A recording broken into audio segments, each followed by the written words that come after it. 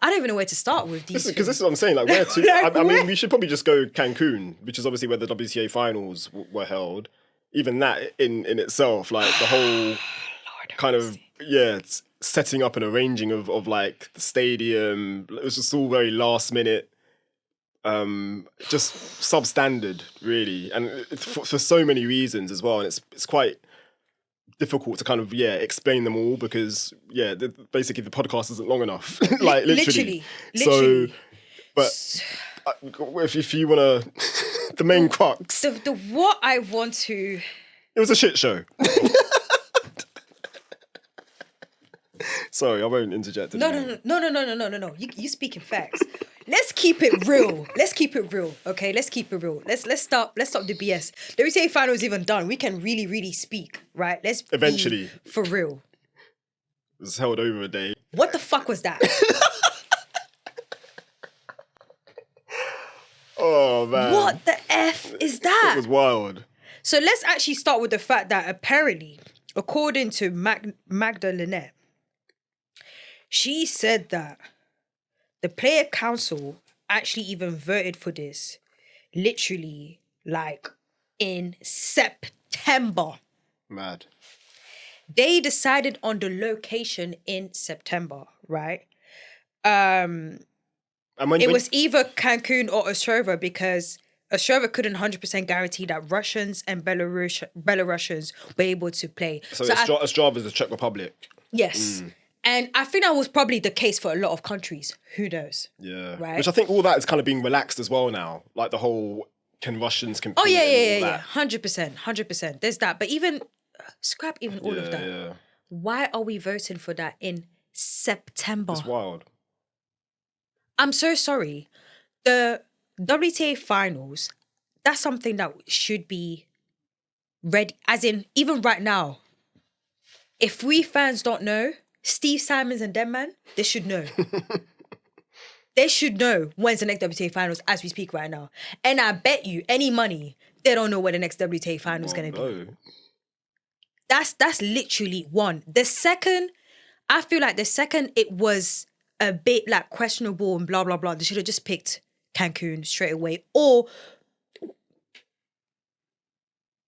Saudi Arabia. Oh, wow, we're going to say it. Saudi Arabia. We got cooked on YouTube as well for saying Saudi. Well, anyway, we won't get into that. Yeah. Even though now the Saudi Arabians are now going to ATP. Wild. We are losing the bag. And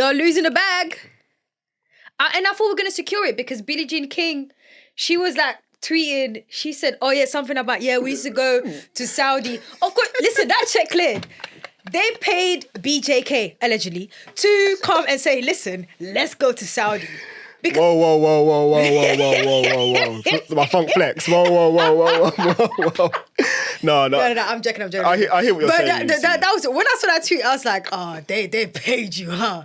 Because one thing, listen, I saw that FIFA documentary. It was a switch up. It was a switch up. Do you get what I mean? But anyways, like I just feel like the fact that they had to decide and they made a final decision on the 50th anniversary of the WTA and the WTA finals in September is absolutely insane. It's insulting. It's embarrassing to the players. It's insulting to the fans. Is insulting to the media. Is insulting to. It's just ridiculous. Yeah. Like, I'm sorry. I don't know. No, it's terrible. Like it's just. I don't really know. Like in terms of what to. I feel it for the players more than anything because, like, this is meant to be like the showpiece event, like for them, the top 8 players in the world, like both singles and doubles, and it's like the association doesn't even care. Like the fact I'm out here working my ass off. I am paying people to help me reach my goal.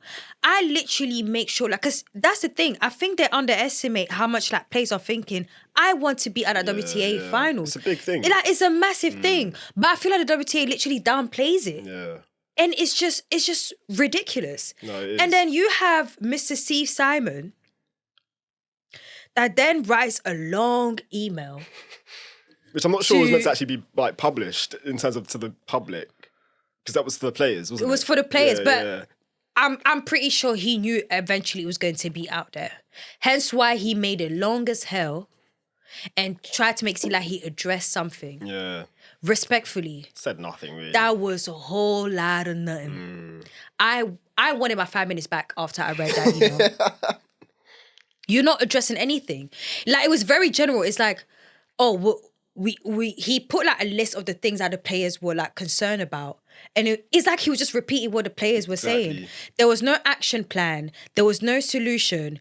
Do you know what's the most important thing? I felt like there was not a sincere apology that the players deserved. Like, I am so sorry. That was complete BS. Players practicing on the day or the day before of the WTA fucking finals. Wild. And yeah, apparently the conditions of the court was terrible as well. Like, yo, the uneven. courts were like literally like moving. Like, there was sand coming out. There was like, and the things, it was outdoors as well. I know when you're thinking Cancun, you're thinking summer and stuff. But hello, global warming is here. Number one, and number two, like, come on, like. The biggest takeaway for me as well, like with that, but mentioning the weather, like, surely it's the time of year as well. When you look at the tennis schedule, events that this time of year, they're indoors. Like, that event should be indoors, like, no matter what country it's in. Just because look at the backlog of matches that we've had. Like you said, the final was played on Monday. The final was on Monday. When it should have been on Sunday. And that wasn't because of rain on Sunday. That was because of the backlog on the Saturday, which because the rain was like, just non-stop, torrential rain. And like literally every single match, I want to say, every single match that I watched anyway, there was a rain delay in terms of players going off and coming back on. And it was a horrible watch. It was just horrible. It was just And that's horrible. For us as like spectators. So can you imagine like what the players are going through, like in that kind of situation? The courts were empty, which would have not been the case because, like I said on the last pod, Mexico and America is very close to each other. Like, a lot of fans were actually like, I was obviously saying, but I was really serious. I swear to you, like, Eugene, if we considered we had the details early enough, 100% would have went. Do you get what I mean? Like, it would have just been perfect. But it's like, the lack of care is I genuinely feel sorry for the players. No, 100%. I feel sorry for them.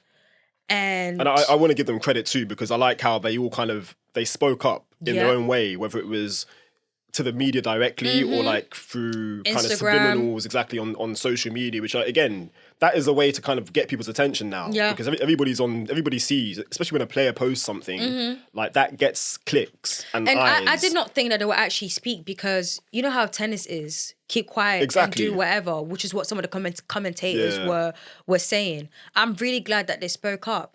But most importantly, this situation was so bad that I was in a position where I had to agree with Martina. Do you know how crazy that is? She's really that bad? Oh, Eugene doesn't know.